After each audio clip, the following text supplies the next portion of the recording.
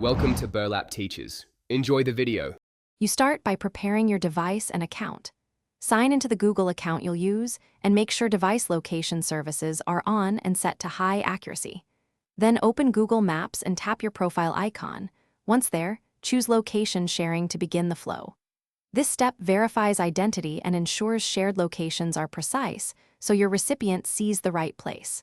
Now that Maps has your permissions, you're ready to select who and for how long you'll share. Next, you pick who sees your location and for how long. Tap Share Location, then choose a preset duration or select until you turn this off for ongoing sharing. Pick a contact from your list, type a phone number, or copy and paste the generated link into a message.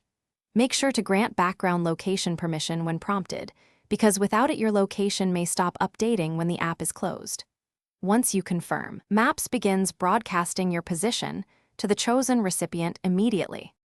Finally, confirm sharing is active and manage it as needed. Make sure the recipient received the link or notification, and watch that the map marker updates in real time. To stop sharing, return to location sharing and tap Stop. You can also revoke background location permission in device settings. If sharing doesn't work, try toggling location off and on, update Google Maps, and disable battery saver or motion sensing limits. This often fixes stale positions. One quick troubleshooting tip: restart the app after changing permissions to force an immediate update.